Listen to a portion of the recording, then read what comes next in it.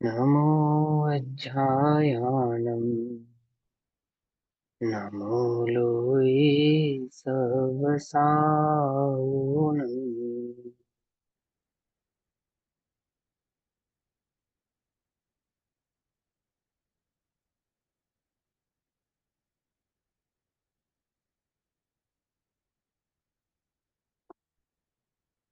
ओंकारं बिन्दुसंयुक्तं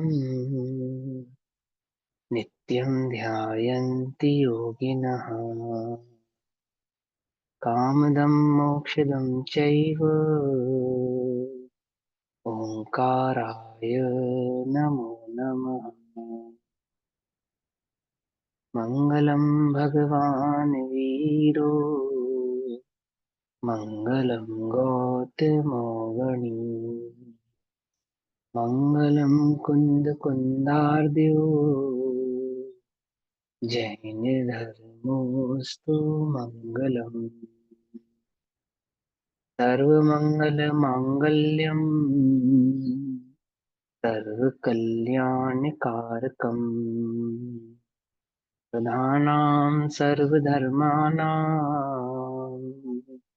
जैनं जयतु शासनम्।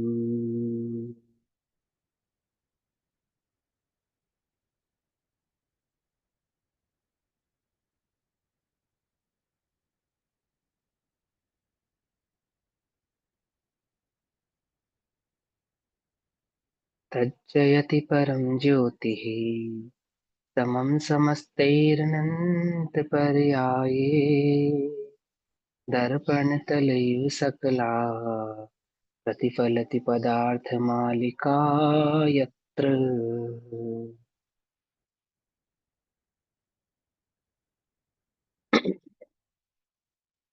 हमारी रात्रिकालीन कक्षा का विषय चल रहा है पुरुषार्थ सिद्धि उपाय।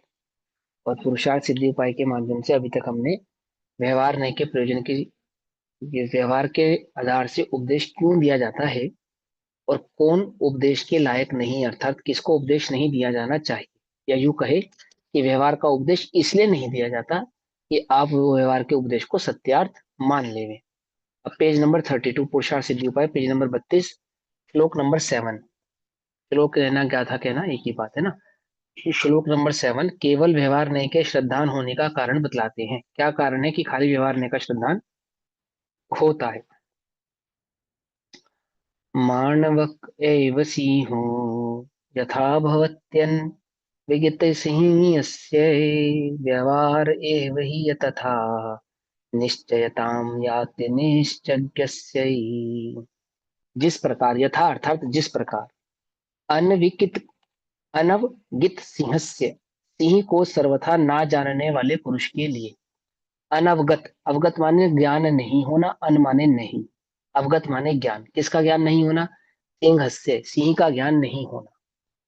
जैसे किसी पुरुष को यह नहीं पता कि शेर किसे कहते हैं, सिंह दिखता कैसा है, होता कैसा है ना, तो उसको बिल्ली दिखला के, बिल्ली तो कॉमन है ना, शेर तो कॉमन नहीं है, तो बिल्ली दिखला देते हैं, भाई इसके जैसा होता है। वो शेर कैसा होता है, अब शेर कहाँ से लाए, तो बस उसको बिल्ली दिखाते हैं कि ऐसा होता है, और लेकिन उसका स्वरूप इससे बड़ा होता है, आदि आदि ऐसा कहकर कहते। तो जिस प्रकार अन अवगित सिंह से, सिंह को सर्वथा ना जानने वाले पुरुष के लिए मानव कह अर्थात बिलाव, बिलाव या बिल्ली कहो, बिलाव कहो, एव ही सिंह रूप भवती होता है, यही सिंह होता है, ये देख रहे हो ना, इसके जैसा सिंह होता है। ऐसा उसको बिल्ली दिखा के क्या बतलाया, ऐसा होता है। निश्चय से उसी प्रकार अनिश्चय से, निश्चय ने के स्वरूप से अपरिचित पुरुष के लिए व्यवहार, व्यवहार ही निश्चय नय को प्राप्त होता है। जिसको निश्चय नय की खबर नहीं है, तो उसके लिए व्यवहार ही क्या हो जाता है, निश्चय नय के समान हो जाता है। यथा ही अनवगित सिंहस्य मानव एवं सिंह भवती, अर्थात जिस प्रकार निश्चय से वास्तव में जिसने सिंह को नहीं जाना है। अब सिंह और बिलाव में तो बहुत अंतर होता है, जमीन आसमान का अंतर होता है ना, लेकिन बस रूपरेखा, कुछ रूपरेखा मिलती जुलती होने से क्या कह दिया गया उसको, कि देख भाई, इसके जैसा होता है। कहा ये नहीं, कहा यही शेर है, ऐसा नहीं कहा, इसके जैसा होता है। कहा तो ये था। मान क्या लिया उसने? वही क्या है? शेर है, सिंह है। समझे नहीं समझे? मान लिया उसने कि यही शेर है। उसी प्रकार क्या कहते हैं, जिस प्रकार निश्चय ने से वास्तव में जिसने सिंह को नहीं जाना है, उसके लिए बिलाव ही सिंह रूप होता है। तथा अनिश्चय जिससे व्यवहार है एवं निश्चयताम याति, उसी प्रकार जिसने निश्चय के स्वरूप को नहीं जाना है, उसको व्यवहार ही निश्चय रूप हो जाता है। अर्थात व्यवहार को ही निश्चय मान बैठता है। अब उसको उपदेश तो हमने व्यवहार का ही दिया था, निश्चय का नहीं दिया था। दिखाई तो उसको बिलाव ही था, शेर तो दिखाया नहीं था। लेकिन ये भी कहा था कि ये बिलाव जैसा होता है, ये कहा था। पर उसने बात को तो सर्वांगिक रूप से समझा नहीं ना, उसने क्या समझ लिया? बिलाव ही शेर है, ऐसा समझ लिया। ऐसे ही उसको व्यवहार ने का उपदेश दिया था, कि पहले तो उपदेश उसको निश्चय का ही दिया था। पहले तो उसको उपदेश यही कहा था ना, तू आत्मा है। वो तो उसको समझ में नहीं आया, तो भेद प्रतिभेद करते करते करते करते उसको व्यवहार के पक्ष में लेकर आए, है ना। अब उसने क्या समझा, अंतिम बात पे, एक निर्णय पे, किस पे पहुंचा वो? कि व्यवहार ही निश्चय है, अर्थात व्यवहार ही मुक्ति का स्वरूप है। ये व्यवहार उपदेश ही वास्तव में धर्म का उपदेश है, ऐसा मान लिया उसने। तो क्या कहते हैं, जिस प्रकार बालक सिंह को नहीं पहचानता हुआ बिलाव को ही सिंह मान लेता है, अज्ञानी उसी प्रकार अज्ञानी जीव निश्चय के स्वरूप को नहीं पहचानता हुआ व्यवहार को ही निश्चय मान लेता है। क्यों मान लेता है व्यवहार को निश्चय? क्योंकि व्यवहार के स्वरूप को नहीं पहचान पाया इसलिए। और व्यवहार का उसको उपदेश किस लिए दिया था? क्योंकि वो निश्चय के स्वरूप को पहचान नहीं पा रहा था, या उसकी बुद्धि इतनी नहीं थी कि वो निश्चय के स्वरूप को पहचान पाए। उसका स्पष्टीकरण करते हैं, जो जीव अपने शुद्ध चैतन्य रूप आत्मा के श्रद्धान ज्ञान आचरण रूप मोक्ष मार्ग को नहीं पहचानता, अर्थात जो निश्चय रत्नत्रय के भाव को नहीं पहचानता, सात तत्वों के स्वरूप को नहीं पहचानता, छह द्रव्य आदि द्रव्य गुण प्रलय के स्वरूप को नहीं पहचानता, है ना, वह जीव व्यवहार दर्शन ज्ञान चरित्र का साधन करके अपने को मोक्ष का अधिकारी मानता है। अर्थात उसको जो व्यवहार से रत्नात्रय का उपदेश दिया, व्यवहार से रत्नात्रय का उपदेश क्या दिया था? कि उसको उसको क्या कहा, सम्यक दर्शन किसको किसको कहना? कि सच्चे देव के दर्शन को सम्यक दर्शन कहना। ये भगवान जो वीतरागी भगवान है, ये सच्चे देव है, अन्य अन्य कोई देव नहीं है। अर्थात इन्हीं के दर्शन पूजन ज्ञान श्रद्धान को क्या कह दिया? कि यही जीव का सम्यक दर्शन है। इनके स्वरूप का ज्ञान ही सम्यक ज्ञान है, और संयम आदि का आचरण ही सम्यक चारित्र है। समझ नहीं बात? हिंसा आदि नहीं करना, चोरी आदि नहीं करना, है ना, पांच पाप आदि से निवृत्त होना, क्या है ये चारित्र है। ठीक है ना। अब ऐसा तो नहीं कि वो चारित्र नहीं है वो चारित्र है। पांच पापों से निवृत्ति होना चारित्र है। परंतु वास्तविक चारित्र क्या है? स्वरूपाचरण चारित्र वास्तव चारित्र है। पांच पाप से निवृत्ति मात्र हो जावे और जीव अपने को मोक्ष मार्गी मान लेवे, तो ऐसा तो होता नहीं है। ठीक है ना। अब कोई ये समझे कि पांच पापों को छोड़ने की जरूरत ही नहीं है तो मोक्ष मार्ग हो जाएगा, तो ऐसा नहीं कह रहे हैं। ऐसा नहीं कह रहे हैं। क्या कह रहे हैं? कि वो जो पांच पाप छूटे थे, वो पांच पाप छोड़े थे तो किसी एक को पकड़ना भी था। किसको पकड़ना था? पहले पहले पकड़े थे पांच पाप, पांच पाप का कर्ता बन रहा था। अब क्या पकड़ लिया? कि पांच पाप नहीं करना, ये पकड़ लिया। पकड़ना क्या था? आत्मा स्वरूप, कि मैं वह कर नहीं सकता, वह मेरे करने योग्य कार्य नहीं है, मैं तो ज्ञाता दृष्टा भगवान आत्मा हूं। अब क्या कर लिया उसने? नहीं करना नहीं करना नहीं करना। देखो ऐसी बात हो गई, समझो व्यवहार कैसा पक्ष है। जैसे हम आपको ये कहें कि आप सबको 1 करोड़ रुपए की 1 करोड़ रुपए का इनाम दिया जाएगा सभी को। बस एक शर्त है। बोले क्या शर्त है? बोले 30 सेकंड तक आपको बंदर का ध्यान नहीं करना। क्या नहीं करना? बंदर का ध्यान नहीं करना, है ना। फिर हमने आपको बोला आंख बंद कर लो, बंदर का ध्यान 30 सेकंड तक नहीं करना है आपको। ना बंदर की पूंछ देखनी है, ना बंदर को डाल पे उछलता हुआ देखना है ना, ना बंदर के खेल कूद देखने हैं, ना बंदर की गुलाटियां देखनी है, ऐसा कुछ नहीं देखना। अब आप 30 सेकंड तक क्या कर रहे हो? हैं? बंदर दिख रहा है या नहीं दिख रहा बंदर को ही याद कर रहे हैं। है? भैया बंदर ही बंदर दिख रहा है, और कुछ दिख ही नहीं रहा है। समझे? ऐसा है व्यवहार पक्ष। तो व्यवहार में क्या कहा था? कि पांच पाप नहीं करना।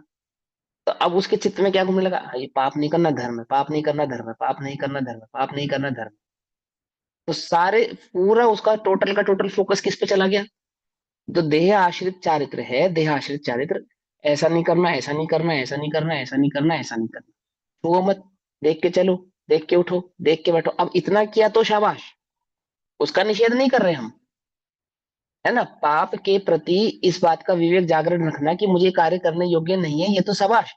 परंतु दिन रात उसी का चिंतन, उसी का संभाषण है, उसी का सारा सारा का सारा उसी की माला फेरना, ये सब थोड़ी था।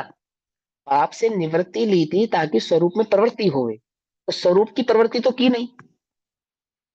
पकड़ में बात नहीं, पकड़ में आई? आपने बच्चे से कहा कि बेटा तेरे एग्जाम चल रहे हैं, तुझे टीवी नहीं देखना। Okay mummy. अब उसने टीवी भी नहीं देखा और पढ़ाई भी नहीं की,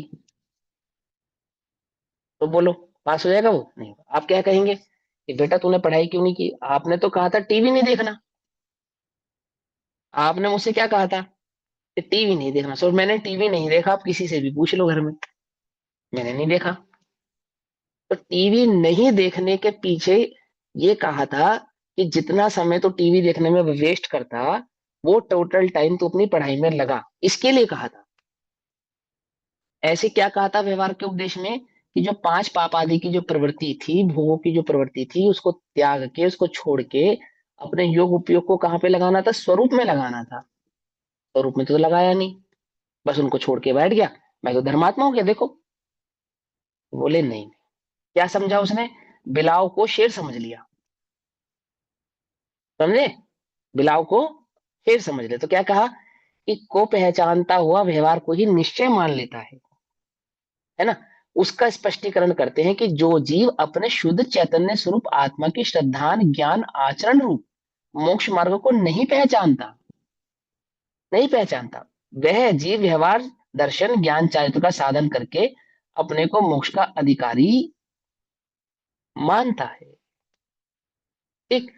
अरिहंत देव निर्ग्रंथ गुरु दया धर्म का श्रद्धान करके अपने आप को सम्यक दृष्टि मानता है। मानना चाहिए नहीं मानना चाहिए? बोलो। है? अच्छा, जो सम्यक दृष्टि होते हैं उन्हें अरिहंत देव निर्ग्रंथ गुरु दया धर्म का श्रद्धान नहीं होता? बोलो। होता होता है। होता है। फिर यहाँ तो ये लिख रहा है कि वो उसको इतना ही मान करके अपने को सम्यक दृष्टि मान लेता है। जो बच्चे पढ़ाई करते हैं वो टीवी नहीं देखते, लेकिन मात्र टीवी ना देखे, समझे, उससे तो कुछ होता नहीं। पकड़ में ही बात नहीं, पकड़ में ही? पढ़ाई करने वाले को टीवी नहीं देखने का उपदेश दिया जाएगा, और जो सिर्फ टीवी ना देखे, मात्र किताब लेके भी बैठ जाए और पढ़े नहीं, तो समझे ना। मैंने आप कितने घंटे किताब लेके बैठे, इससे ज्यादा जरूरी है कि आपने कितना ज्यादा उसको पढ़ा समझा, है ना। कितना आपने उसको ग्रैप्स किया, यही है ना मेन बात तो। ऐसे ही क्या कहते हैं कि अरिहंत देव निर्ग्रंथ गुरु दया धर्म का श्रद्धान करके अपने को सम्यक दृष्टि मानता है। अब इनका श्रद्धान करे या न करे, तो बोले इनका श्रद्धान आपो आप होता है। दो स्टेज समझना। सबसे पहले देवशास्त्र गुरु का श्रद्धान होता है, फिर देवशास्त्र गुरु के द्वारा बतलाए गए तत्व का श्रद्धान होता है, और जब वास्तविक तत्व का श्रद्धान होता है तब वास्तविक देवशास्त्र गुरु का श्रद्धान भी होता है। कुछ बात समझ में ही नहीं? लेकिन कोई मात्र देवशास्त्र गुरु का श्रद्धान करे और रुक जाए कि हाँ चलो मेरा तो क्या हो गया, मोक्ष मार्ग हो गया, सम्यक दर्शन कहते नहीं हुआ। हाँ मेरे को तो मोक्ष मार्ग हो गया, रत्नात्रय में सम्यक दर्शन की प्राप्ति हो गई। तो बोले नहीं, ऐसा नहीं है। और किंचित जिनवाणी को जानकर अपने को ज्ञानी मानता है, अर्थात थोड़ा बहुत सूक्ष्म ज्ञान भी हो जाए, है ना, तो भी क्या हो गया, सम्यक दृष्टि हो गया क्या कि नहीं। हम पुरुषार्थ सिद्धि उपाय पढ़ रहे हैं, हम गाथा पढ़ रहे हैं, आपने कोई प्रश्न पूछा, मैंने कोई उत्तर दे दिया, क्योंकि आपके प्रश्न का उत्तर मेरे पास है, इसके लिए मैं सम्यक दृष्टि हो जाऊंगा? बोलो। क्योंकि मैं अच्छा पढ़ा सकता हूँ क्या, इसलिए मैं सम्यक दृष्टि हो जाऊंगा? नहीं। इससे, हाँ, इससे मैं सम्यक दृष्टि नहीं होगा। सम्यक दृष्टि होने के लिए मुझे स्वरूपाचरण चारित्र यानी अपने आत्म स्वरूप का श्रद्धान करना पड़ेगा, अपने आत्मा का अनुभव करना पड़ेगा, तो ही वास्तविक सम्यक दर्शन प्रकट होगा। उससे पूर्व सम्यक दर्शन प्रकट होने वाला नहीं है। आपने कितने लाखों करोड़ों जीवों को धर्म में लगाया, क्या आप उसे सम्यक दृष्टि हो जाएंगे? नहीं होंगे। हाँ, ये समझ नहीं आ रही है बात, ये समझो। हमने तो क्या समझा, सम्यक दर्शन की क्या इकाई बनाई है कि हमारे को बहुत अच्छा क्षेपक्षम ज्ञान हो, और उस क्षेपक्षम ज्ञान के बल पे हम बहुत अच्छे प्रभावक बने, बहुत बढ़िया प्रवचन करें, और बहुत सारे लोग हमारी कक्षा को, प्रवचन को, उपदेश को सुनकर अपने जीवन में परिवर्तन लाए, तो उसके आधार से मुझे क्या हो जाएगा, सम्यक दर्शन हो जाएगा। सम्यक दर्शन हो जाएगा? नहीं होता। ये कदापि नहीं होता, तीन काल में नहीं होता। क्या कहते हैं? ए, उल्टा नहीं पकड़ना। गुरुदेव तो कहते हैं अरिहंत के आधार से सम्यक दर्शन होता नहीं। क्या कहा? सम्यक दर्शन होने का कारण कौन है? ओहो, स्वयं वह जो, परमात्मा। वो स्वयं, स्वयं ध्रुव भगवान आत्मा ही उसका कारण है, जिसको वह प्रकट होना वही उसका कारण है। और सूक्ष्म कहते हैं तो तत्समय की योग्यता या पर्याय का स्वरूप में आचरण जब प्रकट होना है, तब होता है मैं तो क्या हूँ, ज्ञाता हूँ। नित्य। मैं तो मात्र ज्ञाता हूँ। मैंने उसके स्वतंत्र भाव को समझे बिना तो प्रकट होता नहीं है, उसके नहीं। स्वरूप को समझे बिना तो प्रकट होता नहीं है। नहीं। और जिसे जिसे स्वरूप की महिमा आती किसी का अनम्यूट है भैया शायद। है, हाँ कोई बात नहीं, किसी का अनम्यूट हो तो भैया म्यूट कर लो। और जिन्हें स्वरूप की महिमा आती है उनको, उनके साथ क्या होता है कि उन्हें देवशास्त्र गुरु की महिमा भी अवश्य ही आती है। आती ही आती है, ऐसा नहीं नहीं आती है। समझ में बात? गुण स्थान प्रमाण मुनिराजों को भी होती है, तीर्थंकरों की भक्ति, अपने गुरुओं की भक्ति, शास्त्र के प्रति भक्ति, उनके प्रति जो उनको, उनके प्रति जो प्रेम वात्सल्य का परिणाम मुनिराजों की भी होता है। ठीक है ना? और गृहस्थ के तो होता ही होता है। कोई ये समझे कि देव के श्रद्धांजलि से सम्यक दर्शन नहीं होगा तो मंदिर जाने का कोई फायदा नहीं है, ऐसा नहीं। और कोई ये समझे कि मंदिर जाने से सम्यक दर्शन हो जाएगा, सो ऐसा भी नहीं। दोनों बातें। जिन्हें स्वरूप की महिमा आती है उन्हें देवशास्त्र गुरु की भी महिमा आती है, और जिन्हें देवशास्त्र गुरु की वास्तविक महिमा आती है उन्हें स्वरूप की महिमा आए बिना रहती नहीं है। और निज चैतन्य स्वरूप की महिमा आए बिना सम्यक दर्शन प्रकट होता नहीं है, ऐसा। तो अरिहंत देव निर्ग्रंथ गुरु दया धर्म का श्रद्धान करके अपने आप को सम्यक दृष्टि मानता है, और किंचित जिनवाणी को जानकर भी अपने को ज्ञानी मानता है। महाव्रत आदि क्रिया का साधन करके अपने को चारित्रवान मानता है। बोलो, 5 महाव्रत आदि का पालन करे, अणुव्रत आदि का पालन करे, तो अपने को चारित्रवान माने। ठीक है ना? अपने को भी लगता है ना, अपने को भी कितना घमंड हो जाता है, थोड़ा ब्रह्मचर्य जीवन में आ जावे, है ना, और 5 पापों से थोड़ी निवृत्ति हो जावे, तो अपने को लगता नहीं क्या हमारा चारित्र भैया एकदम सोने की कसौटी जैसा। तो वास्तविक चारित्र को नहीं पहचानता, इतना किया तो शाबाश, ये भी समझो, है ना? इतना किया तो शाबाश, आपने ये सब कार्य नहीं किया कि हमने नहीं किया, ये तो बहुत अच्छी बात है। लेकिन क्या आपने अपने चैतन्य स्वरूप को पहचाना, निज चैतन्य स्वरूप का अनुभव किया, या द्रव्य गुण पर्याय के स्वरूप को जानकर अपने निज चैतन्य की जानकारी प्राप्त की, उसका अनुभव प्राप्त किया, उसके प्रति अपने उपयोग को एकाग्र किया? यदि नहीं किया तो ये सब करना भी क्या हो गया, व्यर्थ व्यर्थ हो हो गया। गया। तो उपवास आदि धारण किए, ये म्यूट कर लो, जिनका अनम्यूट है ना वो म्यूट कर लो। उपवास आदि धारण किए, तो उपवास आदि धारण करने के बाद क्या किया? या तो नींद में समय गवा दिया, या इधर उधर के कामों में समय गवा दिया, या भक्ति भी की, स्वाध्याय भी किया, लेकिन उपयोग स्वसन्मुख नहीं किया, टोटल का टोटल फोकस पे रखा कि मैं ज्यादा से ज्यादा भगवान के दर्शन कर लूं। उल्टा नहीं पकड़ना, देखो भाई, कभी बात उल्टा पकड़ो, है ना बात को, कि मैं ज्यादा से ज्यादा भगवान का दर्शन कर लूं, जिनवाणी पढ़ लूं, ये याद कर लूं, ऐसा कर लूं, ऐसा कर लूं। लेकिन उपयोग सारा का सारा कहाँ रखा?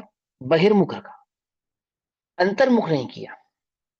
अंतर्मुख करना था, निवृत्त होके 5 पाप आदि की निवृत्ति करके जो समय था उस समय को कहाँ लगाना था? अपने परिणामों को एकाग्र करने में लगाना था, कषाय आदि की निवृत्ति में लगाना था, मिथ्यात्वादी के त्याग में लगाना था।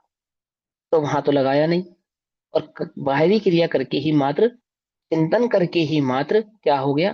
संतुष्ट हो गया। तो क्या कहते हैं? इस प्रकार वह शुभोपयोग में संतुष्ट होकर, सेटिस्फाई होकर, मैंने इतना किया है ना, मैं सारा दिन में 2 घंटे का स्वाध्याय करता हूँ, 1 घंटा सुबह निकालता हूँ, 1 घंटा शाम को। आपको पता है कितनी सरदर्दी है? 8 घंटे की तो मुझे नौकरी करनी पड़ती है, घर में बच्चों को भी देखना पड़ता है, इतने इतने काम भी करने पड़ते हैं, उसके बाद भी मैं समय निकालकर 1 घंटा स्वाध्याय करता हूँ ना। अब मुझे समय दर्शन नहीं होगा तो किसे होगा? और मैं इतना कर तो रहा हूँ बहुत, और क्या करूं, और क्या जान लोगे मेरी? कि भाई जान तो तेरी हम चाहकर भी नहीं ले सकते, तू चाहे तो तू भी नहीं ले सकता अपनी जान। जीव तो शक्ति का धारी है ना, अजर अमर। लेकिन अपने स्वरूप को नहीं जानकर निरंतर प्रतिपल तू अपनी जान ले ही रहा है। क्या?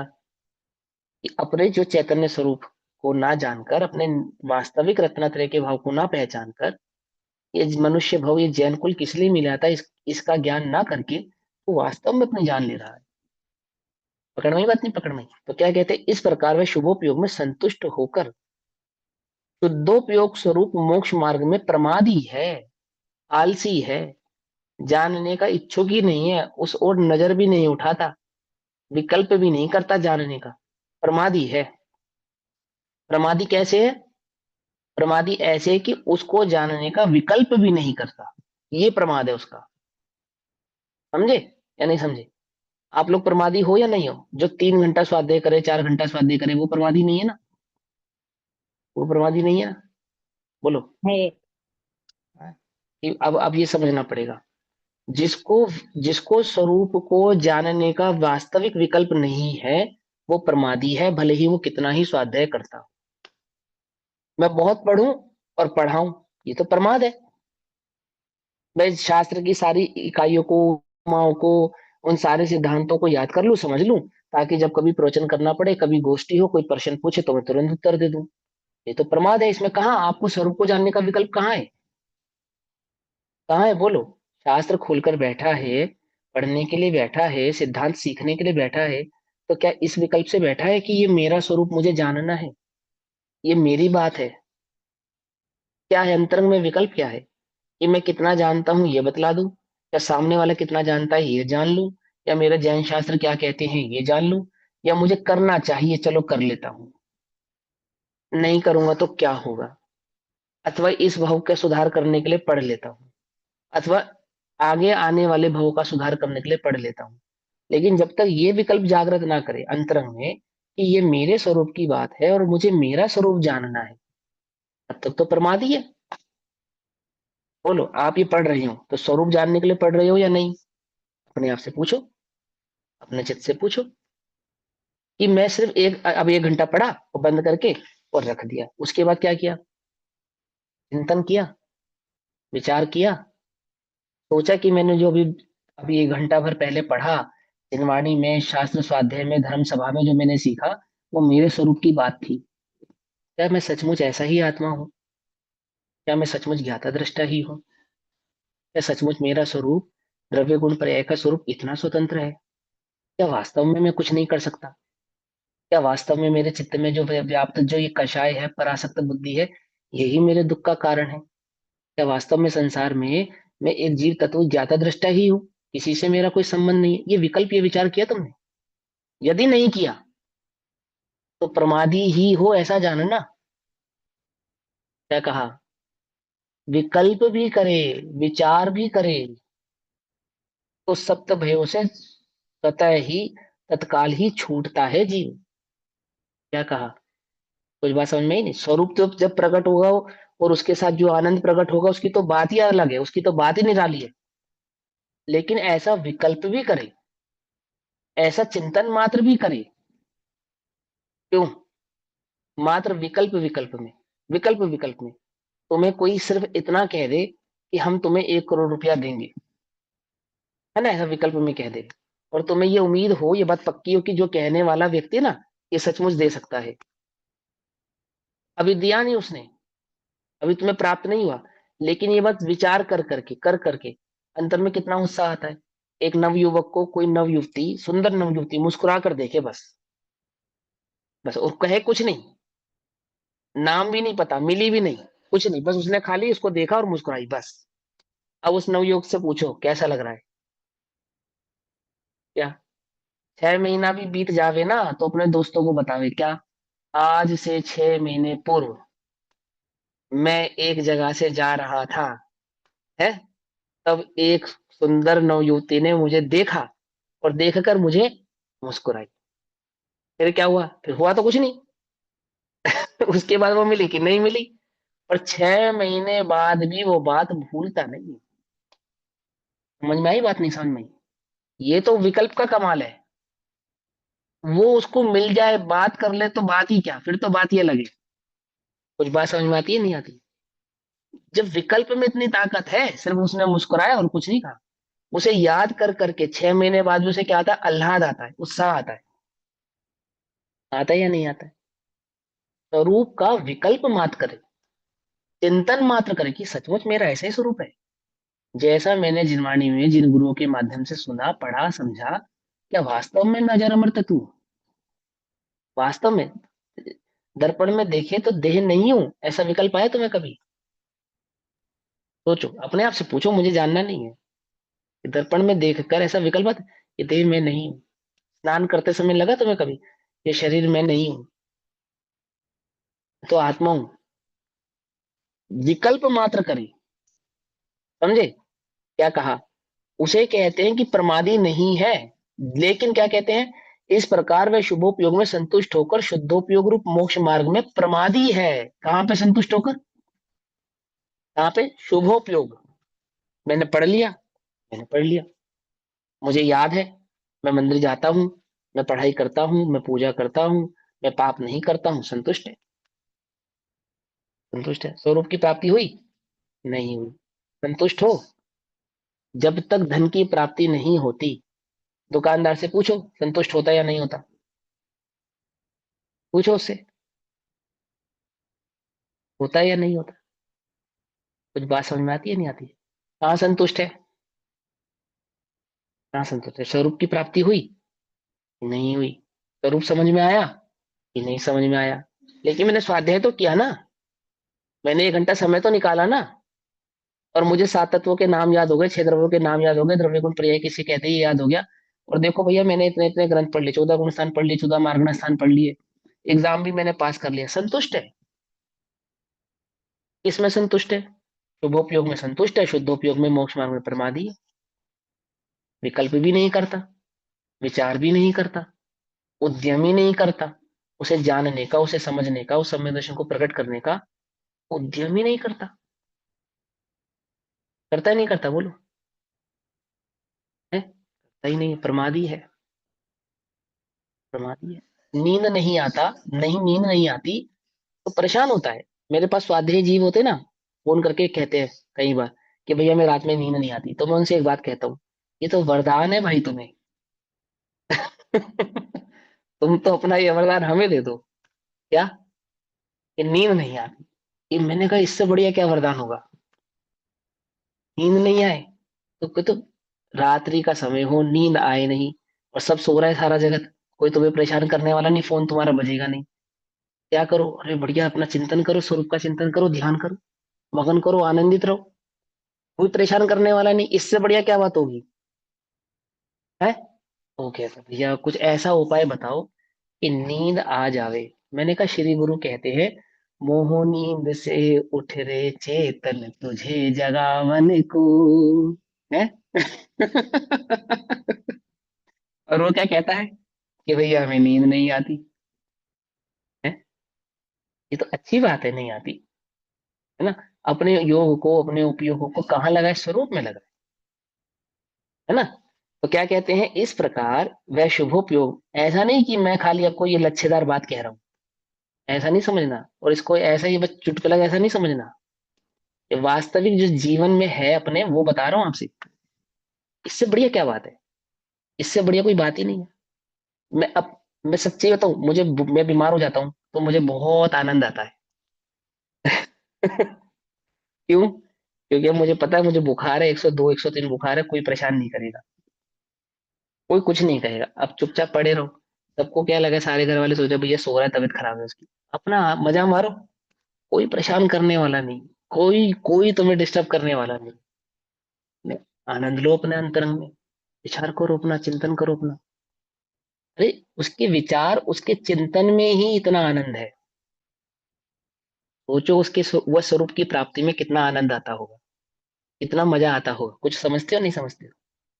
तेरी प्रतिमा इतनी सुंदर, तू कितना सुंदर होगा, है ना? नाम तुम्हारा तारणहारा, कब तेरा दर्शन होगा। कौन है वो जिसका दर्शन होगा? है? जिसकी चर्चा इतनी सुंदर, वो कितना सुंदर होगा, है? कौन है वो? कौन है वो? अरे, मैं चैतन्य देव, मैं हूं वो, और कोई नहीं है। समझ में इतनी समझ में आई? कब कब? निरंतर, क्या कहते हैं, प्रमादी है, शुद्धोपयोग के शुद्धोपयोग रूप मोक्ष मार्ग में प्रमादी है। ठीक, प्रमाद समझते हो ना? तुम प्रमादी हो या नहीं, अपने आप से पूछना, मैं नहीं कहता तुम प्रमादी हो। अरे तुम तो स्वाध्यायी जीवो भैया। तुमसे ज्यादा कर्मठ कहाँ मिलेगा। लेकिन अपने से चित्त अपने आप से पूछना क्या, इसीलिए केवल व्यवहार ने का अवलंबी हुआ है, उतना ही अवलंबन लेके संतुष्ट हो गया। हम्म। अतः उसे उपदेश देना क्या है, निष्फल है। ठीक। यहाँ प्रश्न उत्पन्न होता है कि ऐसा श्रोता भी उपदेश के योग्य नहीं है, तो फिर कैसे गुण संयुक्त श्रोता होना चाहिए, उसका उत्तर देते हैं। यानी अब अभी तो वक्ता का स्वरूप समझाया था, अब श्रोता का स्वरूप समझाएंगे। ठीक, कि वह श्रोता में क्या क्या गुण होने चाहिए। यदि तुम्हें वास्तविक श्रोता बनना है तो अपने अंतरंग में, अपने भीतर इस प्रकार के गुणों को क्या करो, उत्पन्न करो। जैसे किसी को सोल्जर बनना हो, सैनिक बनना है ना, तो कितने प्रकार के टेस्ट में उसको पास होना पड़ता है कि इतनी, कम से कम इतनी तो उसकी हाइट होनी चाहिए, है ना, इस प्रकार की फिजिक होनी चाहिए, दौड़ में इतने।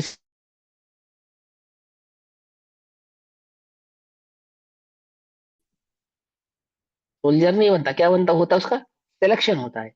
ऐसे ही श्रोताओं की लिस्ट में मेरा नंबर आवे, तो उसके लिए मेरे चित्त में, मेरे अंतरंग में, मेरे भीतर में क्या गुण होना चाहिए, कैसा होना चाहिए। अभी तो मैं इसी को मान के संतुष्ट हूं कि मैं श्रोता हूं। तो आचार्य देव कहते हैं कि जो श्रोता होता है, 8वें नंबर के श्लोक में ये बतलाएंगे कि उसमें कैसे गुण होने चाहिए। व्यवहार निश्चयो यः प्रबुद्धे तत्त्वेन भवति मध्यस्थः प्राप्तनोति देशनायाः स एव फलं विकलं शिष्ययाः। यह, जो जीव व्यवहार निश्चयो, अर्थात व्यवहार नए और निश्चय नए को तत्वेन, वस्तु स्वरूप से, वस्तु स्वरूप से अर्थात वस्तु के आधार से, यदा कदा जहां तहां व्यवहार निश्चय नए का जैसा मर्जी स्वरूप नहीं, जैसा मर्जी स्वरूप नहीं। व्यवहार निश्चय और व्यवहार को कैसे समझता है, वस्तु के आधार से, वस्तु के स्वरूप के आधार से, अर्थात वस्तु को भी समझे और वस्तु के प्रतिपादन भाव को भी समझे, ऐसा। बात समझ में आई नहीं, या नहीं समझ में आई। तो क्या कहते हैं, जो जीव व्यवहार निश्चयो, दो प्रकार का व्यवहार निश्चय होता है, एक लौकिक व्यवहार निश्चय, एक वस्तु स्वरूप का व्यवहार निश्चय। लौकिक व्यवहार निश्चय में तो आप बड़े चतुर हैं, भैया आप ही का घर है, ना भैया ने अपना घर माना, ना आपने भैया का घर माना। लौकिक व्यवहार, आप तो हमारे भाई जैसे हैं, आप तो हमारी माता जी जैसे हैं, है ना, और आप आए तो आई बाहर, है, ये क्या है, ये लौकिक निश्चय व्यवहार है।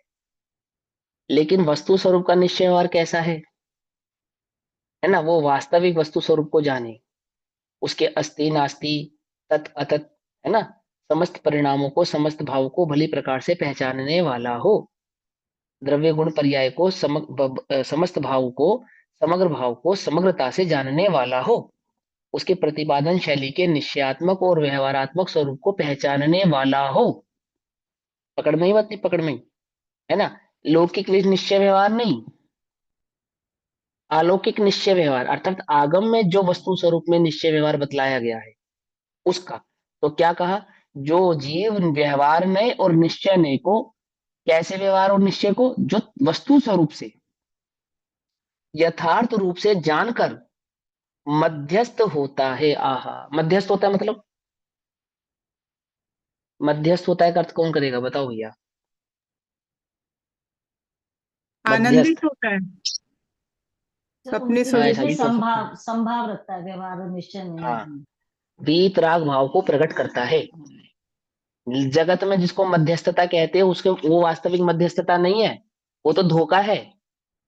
क्या, बिचौलियापन नहीं, कि हम तुम्हारे भी और हम तुम्हारे भी, जैसे अमेरिका पाकिस्तान का भी दोस्त और हिंदुस्तान का भी दोस्त, ऐसी मध्यस्थता नहीं। क्या समझे, कि व्यवहार भी मोक्ष मार्ग है और निश्चय भी मोक्ष मार्ग है, इसको मध्यस्थ नहीं कहते। एक अपेक्षा से आप भी सही हैं और एक अपेक्षा से हम भी सही हैं, इसको मध्यस्थता नहीं कहते। क्या कहा, मध्यस्थता अर्थात वीतरागता, उसको कहते हैं मध्यस्थता, जिसमें वस्तु स्वरूप को जानकर क्या हो गया, संभाव प्रकट हो गया, संतुष्टि प्रकट हो गई। कैसी संतुष्टि प्रकट हो गई, जैसे मुनिराज उपसर्ग करने वाले और उपसर्ग को से बचाने वाले, दोनों के प्रति कैसे हैं, मध्यस्थ है या नहीं है, है ना। तो क्या है उनकी मध्यस्थता, कि एक अपेक्षा से उपसर्ग करने वाला ठीक और एक अपेक्षा से बचाने वाला ठीक, ऐसा। उपसर्ग करने वाले को, हाँ, उपसर्ग करने वाले को तो देखा और कहा ये तो मेरे कर्म का उदय था इसलिए इसने उपसर्ग किया, और उपसर्ग बचाने वाले को देखा, देखकर कहा इसको धर्म बुद्धि थी इसलिए मुझे बचाया, ऐसा। ऐसा इसे नहीं कहते मध्यस्थता। ध्यान से सुनना, उपसर्ग करने वाले के प्रति ये विचार नहीं कि मेरे कर्म के उदय के कारण इसने उपसर्ग किया, अब करो कि भैया ये तो सही विचार है, इसमें क्या गलती है। ये गलती है, गलती है, बहुत बड़ी गलती है। अभी बतलाऊं क्या गलती है? कौन बतलाएगा? आप लोगों में से कोई तो बतला देना चाहिए, अब तो बता देना चाहिए, इतना समय हो गया पढ़ते पढ़ते। ये सामने वाले ने, जिसने मुझ पे उपसर्ग किया, ये मेरे कर्म के उदय के कारण इसने मुझ पे उपसर्ग किया है, इसे मध्यस्थ परिणाम नहीं कहते। और इसने, जिसने मेरे को उपसर्ग से बचाया है, इसकी धर्म बुद्धि के कारण इसने मुझे उपसर्ग से बचाया है, इस परिणाम को मध्यस्थ परिणाम नहीं कहते। ये ये तो क्या कह रहे हो कि हाँ, कर्तापना आ जाएगा, तो वो तो अकर्ता है। हाँ, बहुत बढ़िया, बहुत बढ़िया, वेरी गुड। तो किसे कहते हैं मध्यस्थ परिणाम? कि उपसर्ग करने वाले को भी अकर्ता देखते हैं और उपसर्ग से बचाने वाले को भी अकर्ता देखते हैं। दोनों को अकर्ता देखते हैं। वस्तु स्वरूप में पुद्गल के हुए हुए कार्य को पुद्गल का परिणमन देखते हैं, आत्मा को मात्र ज्ञाता दृष्टा देखते हैं, इसे कहते हैं मध्यस्थ। कुछ बात समझ में आई या नहीं समझ में आई? जड़ चेतन की परिणति प्रभु सब अपने अपने में होती है। उपसर्ग किस पे हुआ? चेतन पे या जड़ पे? बोलो भैया। जड़ पे। जड़ पे। ज- जड़ पे उपसर्ग हुआ या पुद्गल का परिणमन हुआ? पुद्गल का बुद्धि का परिणाम। क्या समझे? उपसर्ग हुआ ही कहाँ? जड़ चेतन की परिणति प्रभु सब, वो जो निश्चय को, वस्तु स्वरूप को नहीं जानते, ऐसे मलेच्छ को उपसर्ग कहा, या वो उपसर्ग है उसको समझाने के लिए कहा। अरे ये इतने पुद्गल धर्मात्मा जीव हैं, इनके साथ ऐसा क्या हुआ? बोले मुनिराजों पे उपसर्ग है, करने योग्य नहीं। पुद्गल की मुनिराज से परिणति पूछो। है। हाँ, मुनिराज से पूछो, क्यों मुनिराज साहब से पूछा कि मुनिराजों पे उपसर्ग होता है? अरे, नहीं होता है। जड़ चेतन की परिणति प्रभु सब अपने अपने में होती है, अनुकूल कहें प्रतिकूल कहें, यह झूठी, झूठी यानी मिथ्या, झूठ। मिथ्या मन की वृत्ति है। क्या कहा? इसे कहते हैं मध्यस्थ। वो वीतराग परिणति, वो वीतराग भाव जिसमें जड़ में होने वाले परिणमन को जड़ का परिणमन माना जाए और और चैतन्य चेतन के की परिणमन को मात्र चैतन्य का परिणमन जाना जाए। भैया क्योंकि प्लीज मैं ये चैतन्य हूँ। रिक्वेस्ट है, ये बार बार कोई अनम्यूट करके म्यूट ही नहीं करता, आपके साथ साथ आवाज आ रही है, रिपीट रिपीट रिपीट। अरे किसी का अगर म्यूट नहीं है तो उसको अनम्यूट कर लो, है ना, कोई बात। म्यूट करना है भैया, अनम्यूट रखता है कोई, एक जवाब दिया फिर चार जवाब पांच आते ही रहते हैं हम बैकग्राउंड से आंसर। अच्छा अच्छा अच्छा, कोई बात नहीं। हाँ, अकर्ता देखो, अकर्ता।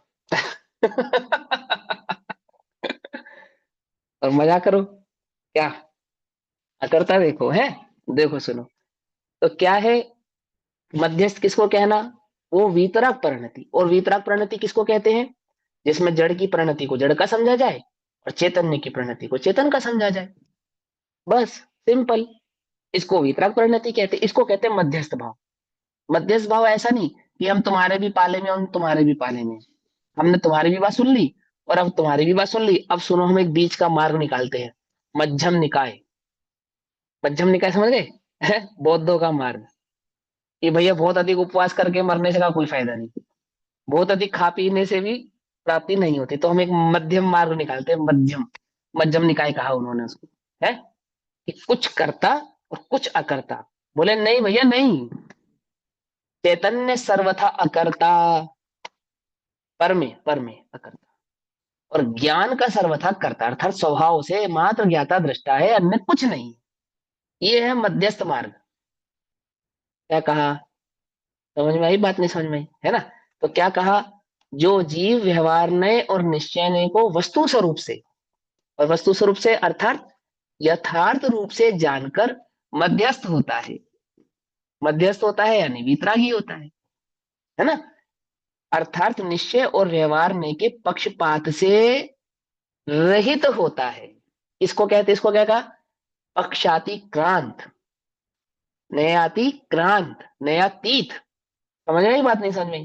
कि नया से वस्तु स्वरूप को देखा, समझा, अब नए को हटा दिया और वस्तु वस्तु को देखा। समझ में आई बात? नहीं समझ में आई? पहले नए उसे क्या समझा? कर्ता भी पना समझा और अकर्तापना भी समझा, ये समझ लिया। अब नए हटा दिए, अब कैसा देख रहे हैं वस्तु को? अकर्ता ही दिख रही है, कर्ता दिख ही नहीं रही। समझे नहीं समझे? है नयों से कैसे समझा था? एकत्व भी समझा था, अनेकत्व भी समझा था। अब नए हटा दिए, अब कैसी दिख रही है? हमें तो बस एकत्व ही दिख रहा है। ऐसा तो नहीं नए भूल गए आप कि नहीं, नए तो हमें याद है। और वस्तु कैसी दिखती है? एकत्व स्वरूप वाली दिखती है। इसे कहते हैं नेयातीत। पहले पहले वस्तु कैसी दिख रही थी? पहले वस्तु दिख ही नहीं रही थी, वो तो नयों के माध्यम से वस्तु स्वरूप समझा ना, अब वस्तु दिखने लगी। तो कैसी दिखी? चेतन चेतन दिखता है, जड़ जड़ दिखता है। जड़ में चेतन नहीं दिखता और चेतन में जड़ नहीं दिखता। ओहो, इसे कहते हैं मध्यस्थ। मध्यस्थ स्वरूप समझ में आ गया है। तो क्या कहते हैं? व्यवहार में के पक्षपात से रहित होता है, निश्चय से भी और व्यवहार की भी, दोनों ही पक्षपात से रहित होता है। वह ही शिष्य उपदेश का संपूर्ण फल प्राप्त करता है। आहा, अब विचार करो, हम श्रोता हैं या नहीं, है ना। जिसके चित्त में वस्तु स्वरूप का ऐसा निखार होता है, वस्तु स्वरूप की ऐसी प्रस्तुति होती है, निश्चय व्यवहार नय आदि के माध्यम से वस्तु स्वरूप को जिस प्रकार से समझता है, उसको क्या कहा आचार्यों ने? कि वह वास्तविक शिष्य होता है। अब टीका, व्यवहार मध्यस्थ समझ में आया ना, भूलना नहीं। हाँ, यह व्यवहार निश्चयो तत्वेन प्रबुद्ध मध्यस्थः भवति। प्रबुद्ध अर्थात प्रबुद्ध होता है, बोध को प्राप्त करता है। कैसा? जो जीव व्यवहार ने और निश्चय ने के स्वरूप को यथार्थ रूप से जानकर, सही प्रकार से जानकर, भली प्रकार से जानकर, काल्पनिक नहीं, यहां वहां से कुछ भी जोड़ जाड़ के जान लिया, ऐसा नहीं, सही सही स्वरूप को भली प्रकार से, क्या वास्तविक स्वरूप निश्चय का है, क्या वास्तविक स्वरूप व्यवहार का है, ऐसा ही ना, क्या वास्तविक स्वरूप वस्तु का है, ऐसा, उसको निश्चयात्मक से कैसे प्रतिपादन किया जाता है और व्यवहारात्मक भाव से उसका प्रतिपादन किस प्रकार से किया जाता है, ऐसा देखते हुए जो भली प्रकार से वस्तु को देखता है। आई बात समझ में? नहीं समझ में? है ना। देखो, आपको आपके पति में सिर्फ पति दिखता है या पिता और बेटा भी दिखता है? बोलो, दिखता है नहीं दिखता है? और कहते मानते क्या हो आप उसे? अपना पति मानते हो, पिता मानते हो, बेटा मानते हो? समझना ध्यान से, दिखता तो उसमें पति भी है, पिता भी है और बेटा भी है, तीनों दिखते नहीं दिखते? स्पष्ट बात है। लेकिन मानते नहीं हम उसको, मानते मात्र पति हैं। ऐसे ही वस्तु स्वरूप में क्या क्या दिखता है? द्रव्य भी दिखता है, गुण भी दिखता है, पर्याय भी दिखती है, एकत्व भी दिखता है, अनेकत्व भी दिखता है। मानते क्या है? एक एकत्व तो चैतन्य ज्ञायक भाव के सिवा अन्य कुछ नहीं मानते। कुछ बात समझ में है या नहीं? देखेंगे तो सब दिखेगा, और माने क्या? एक चैतन्य ज्ञायक भाव के सिवा कुछ नहीं मानते हम। कि तुम्हें फिर द्रव्य गुण पर्याय एक अनेक तथा ये सब दिखता है कि हाँ ये सब दिखता है, तो फिर तुम ये सब क्यों नहीं मानते? मानते हम उसको एक चैतन्य ज्ञायक भाव ही, और अन्य कुछ नहीं मानते। क्या? सुनो, पति दिखता है, बेटा दिखता है, पिता दिखता है। पिता मानते हो? नहीं मानते। बेटा मानते हो? नहीं मानते। पति मानते हो? समझे? एकत्व भी दिखता है, अनेकत्व भी दिखता है, एकत्व मानते हैं। समझ में आई बात? नहीं समझ में आई? है कैसा? क्या मानते हैं? दिखता सब कुछ है, मानते क्या है? जैसा वह है, जो हमारे लिए जो वह है ना वस्तु स्वरूप, वैसा हम मानते हैं। तो ऐसे ही उन्होंने कहा, क्या कहा? जो जीव व्यवहार ने और निश्चय ने के स्वरूप को यथार्थ रूप से जानकर, भली प्रकार से जान लिया उसने, है ना, जानकर पक्षपात रहित होता है। अब पक्षपात से क्या हो गया? रहित हो गया, कोई पक्ष नहीं, निष्पक्ष हो गया। निष्पक्ष हो गया मतलब कि वस्तु को किसी एक पक्ष से देखे, ऐसा नहीं। एक बात। और जो मेरा स्वरूप है ना, मैंने अपने आप को देखा, तो अपने स्वरूप को अपने स्वरूप से देखे और पर के स्वरूप को पर से जाने, बस। इसको कहते हैं निष्पक्ष। निष्पक्ष। निष्पक्ष समझ गए? किसी का पक्ष नहीं लिया। किसी का पक्ष नहीं लिया मतलब जो जैसा है उसको वैसा देखना ही निष्पक्षता कहलाती है ना, लोक में भी। बोलो, लोक में निष्पक्ष किसको कहें? जैसा है वैसा देखे उसको निष्पक्ष कहें, या जैसा नहीं है वैसा देखे उसको निष्पक्ष कहें? बोलो। लोक में भी तो उसी को निष्पक्ष कहते हैं, चाहे मेरा है चाहे पराया है, लेकिन देखेंगे कैसा? जैसा है। यदि चोर है तो चोर देखेंगे, और साहूकार है तो साहूकार देखेंगे। जो ऐसा निर्णय ले उसको निष्पक्ष कहते नहीं कहते? कहते नहीं कहते? पक्षातिक्रांत कहते हैं, बस पक्षाति। पक्षातिक्रांत कहते हैं उसको। उसने किसी का पक्ष नहीं लिया। ऐसे ही आगम में निष्पक्ष किसको कहते हैं? जो जैसी वस्तु का स्वरूप है उस वस्तु के स्वरूप को वैसा ही देखे, वैसा ही माने, अन्यथा ना माने। समझे? अन्यथा माने तो पक्षपात है, और निष्पक्ष माने जैसी है वैसी माने। तो मैं कैसा हूं? कैसा हूं मैं? ये देह कैसी है? ये पुद्गल क्या है? जैसा है वैसा माने। मैं चैतन्य ज्ञायक भगवान आत्मा हूं, अपना चैतन्य ज्ञायक भगवान आत्मा देखे। देह आदि को पुद्गल आदि का परिणमन देखे, वो निष्पक्ष परिणमन है। और जो पक्षपात करे, जो मेरा नहीं है उसमें अपना तो स्थापित करे, तो वो क्या है? तो पक्षपात हुआ। तो क्या कहा? जीव व्यवहार ने और निश्चय ने के स्वरूप को यथार्थ रूप से जानकर पक्षपात रहित होता है, अर्थात वस्तु के स्वरूप का भली प्रकार से उसको ज्ञान हो जाता है। स एव शिष्य देशनाया अविकलम फलम प्राप्तिनोति, अर्थात प्राप्तनोति अर्थात वह शिष्य उपदेश का संपूर्ण फल प्राप्त करता है। उसको उपदेश का पूरा फल प्राप्त होता है। पूरा फल प्राप्त होता है अर्थात कि गुरुदेव क्या समझाना चाहते हैं, वस्तु स्वरूप में क्या समझाना, जो स्वरूप की कैसे प्राप्ति होती है, वह संपूर्ण रत्नत्रय का मार्ग उसके चित्त में प्रकट होता है। फल क्या है उपदेश का? उपदेश का फल क्या है? कि उपदेश का फल है रत्नत्रय, सम्यक दर्शन ज्ञान चरित्र की एकाग्र रूप से प्राप्ति होना। उपदेश का फल है मोक्षादि गुणों की प्राप्ति होना, आठ कर्म आदि का निवारण होकर अनंत चतुष्टय ज्ञान दर्शन आदि की प्राप्ति होना, वो फल की प्राप्ति है। मोक्ष फलम निर्वपामति स्वाहा, प्राप्त क्या करना चाहते हैं? मोक्ष फल। आठ पूजा में 8वें नंबर का जो है ना श्लोक आपका अर्घ, तो क्या है? फल है ना या नहीं है? फल है ना? फल। फल क्या है? मोक्ष फल। मोक्ष फल। मोक्ष फल की प्राप्ति क्या है? वो वास्तविक प्राप्ति है। फल तो भगवान के यानी कि श्री गुरु के उपदेश की प्राप्ति का संपूर्ण फल क्या है? कि मोक्ष मार्ग में फल तो एकमात्र रत्नत्रय की प्राप्ति ही है, और उस रत्नत्रय की प्राप्ति उस शिष्य को प्राप्त होती है जिसमें इस प्रकार का गुण होता है। आगे भावार्थ। श्रोता में अनेक गुण होने चाहिए, परंतु व्यवहार और निश्चय को जानकर एक पक्ष का हठाग्रही रूप ना होने का गुण मुख्य रूप से होना चाहिए, कहा भी है। क्या कहते हैं फिर से? श्रोता में अनेक गुण होने चाहिए, कोई एक गुण होना चाहिए ऐसा नहीं, अनेक गुण वाला होना चाहिए। परंतु मुख्य गुण कौन सा होना चाहिए? तो मुख्य गुण होना चाहिए व्यवहार और निश्चय को जानकर एक पक्ष का हठाग्रही रूप ना होने का गुण, अर्थात हटी नहीं होने का गुण, वस्तु स्वरूप को भली प्रकार से पहचानना, ये श्रोता का गुण, मुख्य गुण होना चाहिए। कहा भी है। क्या कहा है? जय जिन्मयम पवज्जह तामा व्यवहार निश्चये मुयः एकेन विनाच जदि तिथम अननेन पुण्यम। पंडित गंगाधर जी कृत अनगार धर्माव्रत में कहा गया है। क्या कहा गया है? यदि तू जिन मत में परिवर्तन करना चाहता है, अर्थात यदि तू जैन मत की प्राप्ति करना चाहता है, परिवर्तन करना चाहता है अर्थात वह जैन धर्म में कहे गए वस्तु प्राप्ति करना चाहता है, यदि तू चाहता है कि तुझे वस्तु स्वरूप की प्राप्ति हो, तो क्या होना चाहिए? तो व्यवहार और निश्चय को मत छोड़, अर्थात निश्चय और व्यवहार के स्वरूप को भली प्रकार से समझ। मत छोड़ का मतलब ये नहीं कि पकड़ के बैठ। मत छोड़ का मतलब क्या है? निश्चय और व्यवहार के स्वरूप को भली प्रकार से समझ, उसको डिनाय मत कर। ऐसा मत सोच कि इसको जानने से क्या होगा, इसको समझने से क्या होगा।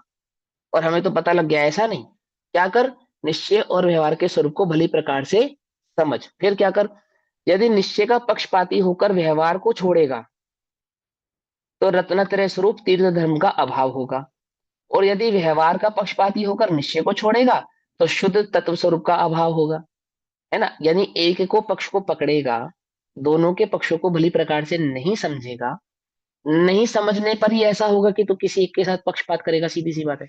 हमने आपकी बात सुनी, दो पक्षों में झगड़ा हुआ, आपने जज बैठाया, जज ने एक पक्ष की बात सुनी और दूसरे पक्ष की सुनी ही नहीं, तो बोलो वो जो फैसला देगा क्या वो निष्पक्ष होगा? नहीं होगा। उसने दोनों पक्षों की बात भी सुन ली, पर किसी एक पक्ष के प्रति जोर रिश्वत खा ली या उसके प्रति प्रेम भाव रख लिया, तो क्या वो निष्पक्ष उत्तर अपना फैसला कर पाएगा? ये नहीं कर पाएगा। दोनों पक्षों की बात को सुनकर चिंतन करके मनन करके इस नतीजे पर पहुंचे कि सही को सही कहे, गलत को गलत कहे, तो फिर वो किसी एक अच्छे फैसले पर पहुंच पाएगा, तो उसका जो फैसला होगा वो निष्पक्ष कहलाएगा। भाई बस समझ नहीं। इसलिए क्या होता है, जज किसी थर्ड पार्टी को बनाया जाता है हमेशा, जो जिसका ना आपसे कोई ताल्लुकात हो, अर्थात रिश्ता हो, ना हमसे कोई रिश्ता हो। इसलिए बनाते ना, ताकि वो क्या ना कर सके, ना आपके साथ किसी तरह की कोई गड़बड़ कर सके, ना अब हमारे साथ। आपको पता है लोक में जो जज की पदवी प्राप्त करते हैं, उनकी जो सोशल लाइफ होती है ना, वो पूरी खत्म हो जाती है। शादियों में नहीं जा सकते, पार्टी में नहीं जा सकते, रिश्तेदारों के घर नहीं जा सकते, ये सब जज को अलाउ नहीं होता। मालूम है ये बात? नहीं मालूम? पकड़ में ही। आपको पता है कंडक्ट्स ऑफ कोर्ट के मुताबिक कोई भी जज या वकील अगर लीव देता है, छुट्टी देता है, तो वो ये बहाना नहीं लगा सकता कि मुझे शादी में जाना है, बजाय बस उसके घर में उसके बेटे या उसकी बेटी की हो तो छोड़कर किसी रिश्तेदार की शादी में गया था या उसके उसके द्वारा रखी गई किसी पार्टी में गया था, ऐसा कोई जो सरकारी वकील या जज इसकी लीव नहीं लगा सकता। आपको मालूम है ये बात? नहीं मालूम? अलाउ नहीं है ये लीव लगानी, इस पे छुट्टी नहीं मिलेगी आपको। क्या कहा जाता है पता है, जज के लिए किसी रिश्तेदार की क्या शादी, मतलब वकील कैसे किसी शादी में जा सकती है? पकड़ में ही बात? नहीं पकड़ में? क्या कहते हैं उनको? माय लॉर्ड कहते हैं, भगवान का दर्जा दिया उसको, है ना। क्या है वो? न्यायाधीश है। और न्यायाधीश कैसे होते हैं कि न्यायाधीश का किसी से कोई रिश्ता नहीं होता, क्योंकि वो निष्पक्ष होता है ना, पक्षपात रहित होता है ना, तो उसका ना कोई अपना है और ना कोई उसके लिए पराया है, कुछ नहीं है। उसका क्या काम है कि दो पक्षों की बात को सुनेगा और सही को सही और गलत को गलत कहेगा। आप सही को सही साबित कर दो, गलत को गलत साबित कर दो, और वो आपको क्या दे देगा? फैसला दे देगा, बात खत्म। ऐसे ही यहाँ क्या कहा जा रहा है कि जो वस्तु स्वरूप को भली प्रकार से समझेगा, यदि तू जिन मत में परिवर्तन करना चाहता है, यदि तू चाहता है कि तेरे चित्त में, तेरे भीतर में भगवान के द्वारा दिया गया मोक्ष मार्ग का उपदेश स्थापित हो, तुझे रत्नत्रय की प्राप्ति हो, तो क्या कर, तो व्यवहार और निश्चय ने को मत छोड़, अर्थात निश्चय और व्यवहार के दोनों पक्षों को भली प्रकार से समझ। और क्या समझ? समझेगा तो पक्षपात नहीं करेगा, सुनेगा, वस्तु स्वरूप को समझेगा तो क्या नहीं करेगा? वस्तु स्वरूप पे क्या नहीं होगा? पक्षपाती नहीं होगा। कब होता है पक्षपाती? जब तू निश्चय और व्यवहार दोनों ही पक्षों को सुनता नहीं है, समझता नहीं है, तब क्या हो जाता है? पक्षपाती हो जाता है। यदि निश्चय के पक्षपाती होकर व्यवहार को छोड़ोगे तो रत्नत्रय स्वरूप धर्मचरित का अभाव होगा। बोलो भैया, मोक्ष किसको होता है, शरीर को या आत्मा को? बोलो, जल्दी जल्दी बोलो फटाफट। शरीर को होता है या आत्मा को? आत्मा को। आत्मा को। आत्मा को होता है ना। मेरी आवाज नहीं आ रही क्या आप तक? तो फिर बोलने में क्यों घबरा रहे हो? या नींद आ गई आ रही है, आ रही है, आ रही है। कि भैया मैं तो नींद आ गई है? मोक्ष किसको होता है, शरीर को या आत्मा को? आपको आत्मा को मोक्ष आत्मा होता है। को होता है। तो जब आत्मा को मोक्ष होना है तो घर से जाए चाहे जंगल से जाए, क्या फर्क पड़ता है? कपड़े पहन कर जाए सो कपड़े उतार कर जाए, क्या फर्क पड़ता है? स्त्री को हो सो पुरुष को हो, क्या फर्क पड़ता है? और जैन को हो चाहे अजैन को हो, क्या फर्क पड़ता है? देवशास्त्र गुरु का श्रद्धान करे चाहे नहीं करे, क्योंकि मोक्ष तो आत्मा को होता है। क्यों? आत्मा को होता ऐसा है ही है फिर। ना, या नहीं है? नहीं या तिर्यंच को नहीं, चाहे ऐसा मनुष्य नहीं को, है। मोक्ष तो आत्मा को होता है। नहीं, ऐसा तो नहीं है। ऐसे नहीं बोले, बोले तुम्हें निश्चय और व्यवहार के दोनों पक्षों को भली प्रकार से क्या नहीं किया, अभी समझा नहीं है। समझा नहीं। क्या कर लेगा, काल कैसे रोक लेगा, बोलो मोक्ष तो आत्मा को होता है। तो चौथे काल में हो चाहे पांचवें काल में हो, 4:04 पे हो चाहे 4:05 पे हो, क्या फर्क पड़ता है? क्योंकि मोक्ष तो आत्मा को होता है। कुछ बात समझ में आने नहीं आ रही है कि समय से कैसे बाधित हो सकता है ना? तुम्हें अभी निश्चय व्यवहार के संपूर्ण स्वरूप को तुमने समझा नहीं। ये नहीं समझते ना, जब हम एक पक्ष को ग्रहण करते हैं तब ऐसी गड़बड़ करते हैं। देखो मैंने अभी थोड़े दिन पहले एक बात लिखी, मैं कहा मैं कौन लिखने वाला, क्या मतलब एक बात है क्या कि अध्यात्म को, अध्यात्म है ना, अध्यात्म आत्मा आदि का जो स्वरूप बतलाया गया, जो निश्चय का स्वरूप बतलाया गया अध्यात्म, यदि कोई अध्यात्म को स्यादवाद की दृष्टि के बिना देखेगा, यानी स्यादवाद की दो आंखें निश्चय और व्यवहार की, अथवा वस्तु के अनेक स्यादवाद रूपी धर्म की, अनेक आत्मात्मक जो धर्म है ना वस्तु का, जिसमें एक अनेक तत् अतत अस्ति नास्ति आदि भाव हैं, सप्तभंग आदि भाव हैं, ऐसे दो नेत्रों के बिना अगर आप अनेक अध्यात्म की ओर देखोगे तो आपको अध्यात्म कैसा नजर आएगा? तो अध्यात्म अपंग नजर आएगा, अपंग, समझ रहे हो, अधूरा। और उस अपंग को ही आप क्या समझ लोगे कि यही अध्यात्म का स्वरूप है, और फिर क्या अर्थ निकालोगे, जो अभी मैंने बताया कि आत्मा को मोक्ष होता है। तो काल से क्या फर्क पड़ता है, देह से क्या फर्क पड़ता है, गति से क्या फर्क पड़ता है, और देवशास्त्र गुरु के सिद्धांत से क्या फर्क पड़ता है? मैं आत्मा हूं ये जानने भर से मुझे मोक्ष हो जाएगा। क्या किया आपने, अध्यात्म को क्या कर दिया आपने, अध्यात्म को अपंग कर दिया, अपंग। क्योंकि मैं खाता पीता नहीं हूं इसलिए जो मर्जी खाऊं, देह तो खाती नहीं और आत्मा तो खाती नहीं, है ना? तो रात में खाओ चाहे दिन में खाओ, एक बूंद पानी की मैंने कभी पी नहीं, तो सोचो छना पियो चाहे अनछना पियो, क्यों, क्या फर्क पड़ता है, पड़ता है या नहीं पड़ता है? तो वो क्या कर दिया आपने, अध्यात्म को अपंग कर दिया। पकड़ में, जीव और पुद्गल के स्वरूप को भली प्रकार से पहचाना नहीं, तो क्या फर्क पड़ता है शुद्धि अशुद्धि से, सब पुद्गल का है। अशुद्ध वस्तुएं भी पुद्गल की हैं, शुद्ध वस्तुएं भी पुद्गल की हैं, है ना? गलत तो नहीं कह रहे आप, बात तो सही है ना?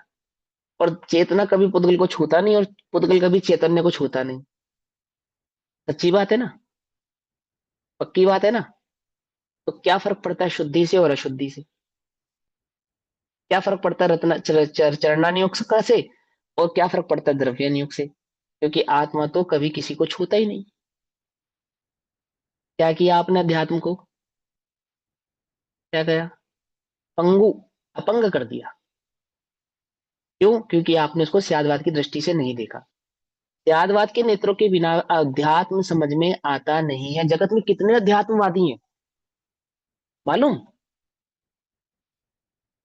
जैन, और अध्यात्मवादी जैन, अध्यात्मवादी, ना देव की खबर, ना गुरु की खबर, ना शास्त्र की खबर।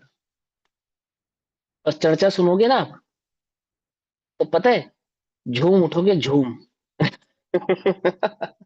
अतिशोक्ति नहीं कर रहा हूं, ऐसा लगेगा रे भैया, यदि सम्य दर्शन हो सकता है तो यही हो सकता है और कहीं नहीं हो सकता, ऐसा लगेगा बिल्कुल आपको। और क्या है, खबर क्या है? ना पानी छानने का विवेक, ना रात्रि भोजन का विवेक, ना सच्चे देव शास्त्र की खबर, ना विवेक, ना हिंसा का, ना हिंसा का विवेक, ना किसे गुरु कहना, गुरु के निर्ग्रंथता के क्या गुण है, कोई खबर नहीं। एकमात्र आत्मा आत्मा आत्मा आत्मा आत्मा आत्मा आत्मा, ज्ञाता दृष्टा आत्मा, भगवान आत्मा, 8 कर्मों से भिन्न आत्मा और शुद्ध चैतन्य आत्मा। बोलो सही है या गलत है? आचार्य अमृतचंद्र देव आपको ये समझा रहे हैं कि तुम्हें जगत में ऐसे अध्यात्मवादी जगह जगह मिलने वाले हैं, परंतु बिना रत्ना, बिना निश्चय और व्यवहार के द्वारा वस्तु स्वरूप को समझे बिना, वह अध्यात्म चैतन्य भगवान आत्मा जो है ना, उसकी प्राप्ति नहीं होती, नहीं होती और नहीं होती। क्या समझे? कुछ समझ में आया, बात नहीं समझ में आई है? क्या कहते हैं, और यदि व्यवहार का पक्षपाती होकर निश्चय को छोड़ेगा तो शुद्ध तत्व स्वरूप का अभाव होगा। अतः पहले व्यवहार निश्चय को भले प्रकार जानकर पश्चात, पश्चात माने बाद में, पीछे, यथा योग्य इनका अंगीकार करना, ठीक, पक्षपात नहीं करना, यही उत्तम श्रोता का लक्षण है। ठीक, जो निश्चय व्यवहार को जानने रूप गुण वक्ता के बतलाए थे वे ही श्रोता को भी बतला दिए, तो इसमें विशेषता क्या हुई? वही निश्चयात्मक और व्यवहारात्मक वस्तु का स्वरूप जानने वाला आपने वक्ता कहा था, और वही निश्चय और व्यवहार के स्वरूप को जानने वाला आपने श्रोता कह दिया। तो इन दोनों में भिन्नता क्या है? तो विशेष भिन्नता तो हुई नहीं, श्रोता ही वक्ता हो गया, वक्ता ही श्रोता हो गया। तो क्या कहते हैं, जो गुण आधिक्य रूप से वक्ता में हो वही गुण हीनता रूप से थोड़े अंशों में श्रोता में भी होने चाहिए। इस प्रकार से वक्ता और श्रोता का वर्णन किया। बोले क्या अंतर है श्रोता और वक्ता में? कि हम जिन गुणों की बात कर रहे हैं ना, वो अधिक रूप से तो वक्ता में होते हैं और थोड़े कम रूप से श्रोता में होते हैं, बस इतनी सी बात। जिसमें कम हो सो श्रोता, जिसमें ज्यादा हो सो वक्ता। इस प्रकार वक्ता और श्रोता का वर्णन किया। अब ग्रंथ प्रारंभ करते हैं 9वें नंबर की कलश या 9वें नंबर की गाथा से या श्लोक से। प्रथम ही पुरुष का स्वरूप कहते हैं। पुरुष माने, पुरुष का अर्थ होता है द्रव्य और पुरुष का अर्थ होता है आत्मा, दोनों अर्थ होते हैं, ठीक है ना। अब ग्रंथ का वर्णन करते हैं। इस ग्रंथ में पुरुष के अर्थ की सिद्धि का उपाय बतलाएंगे। पुरुषार्थ सिद्धि उपाय है ना, तो पुरुष के अर्थ माने प्रयोजनभूत पुरुष की सिद्धि का उपाय बतलाएंगे। तो प्रथम ही पुरुष का स्वरूप कहते हैं। तो 9वें नंबर के कलश में ग्रंथ प्रारंभ करते हैं, पुरुष का अर्थ कहेंगे। तो अभी हमारा समय हुआ, तो उसके लिए हम बाकी की चर्चा कल करेंगे। तब तक के लिए सभी को जय जिनेन्द्र। ओम नमः सिद्धेभ्यः। निज निधि निज में बतलाई, यह अनंत उपकार है, उसके लिए जिनवाणी माँ को वंदना शतबार। नमो